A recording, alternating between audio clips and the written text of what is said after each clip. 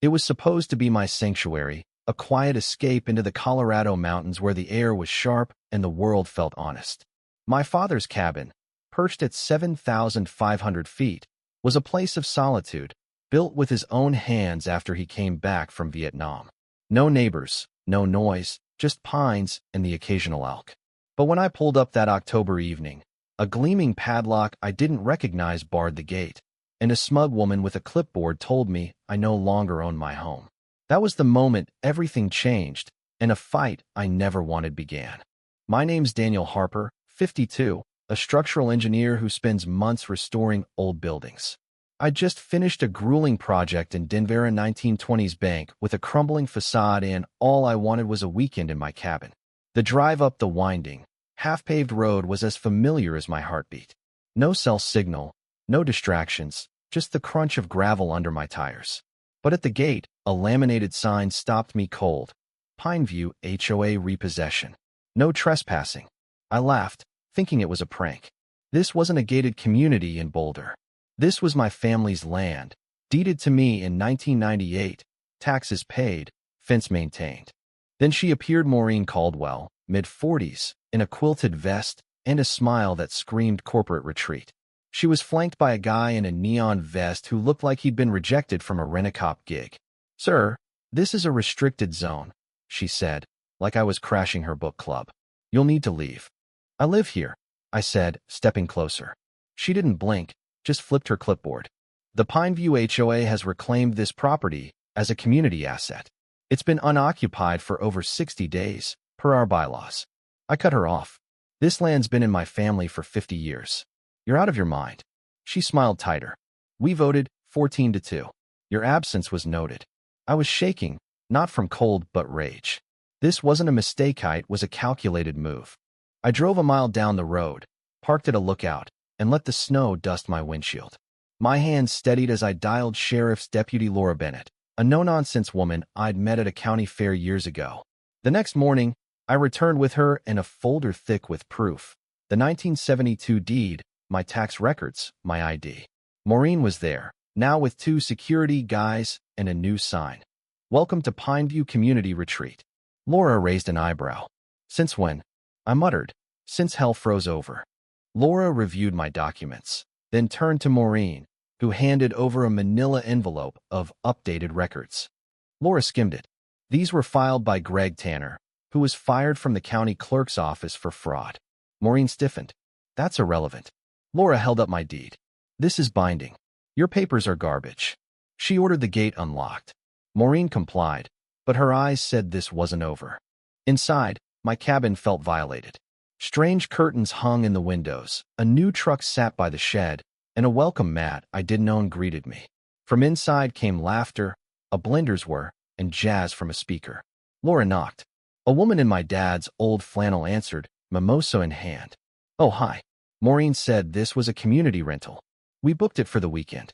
My jaw tightened. "I'm Daniel Harper. This is my house." Laura stepped in. "Everyone out. Now." They shuffled out, one guy asking if the hot tub was still available. I wanted to scream. That night, I couldn't sleep. I sat in my truck, engine idling, staring at my front door. This was war. I called my lawyer, Ethan Cole, a bulldog with a knack for shredding bad contracts. He listened, then said, "This isn't HOA overreach. It's theft." We hired a PI, Ray Vaughn, a retired cop with a scar over one eye and a dry wit. Ray traced my belongings to a storage unit 12 miles away, rented under a shell company tied to Maureen's credit card.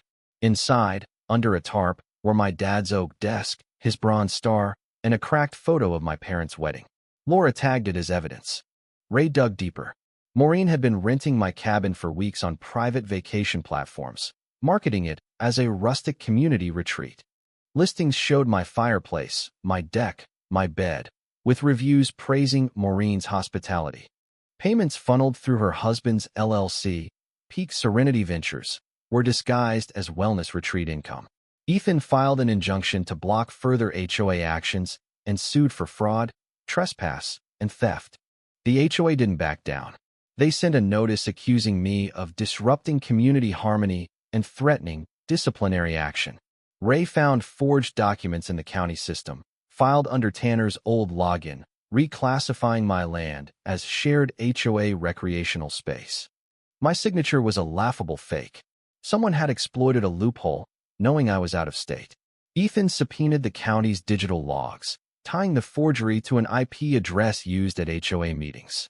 At the courthouse, a concrete relic of the 80s, tension crackled. Maureen arrived in a tailored blazer, her lawyer, Stuart Klein, oozing country club charm. The HOA contingent wore matching vests, like a cult. Ethan presented our case. 80 pages of evidence, from forged signatures to rental receipts.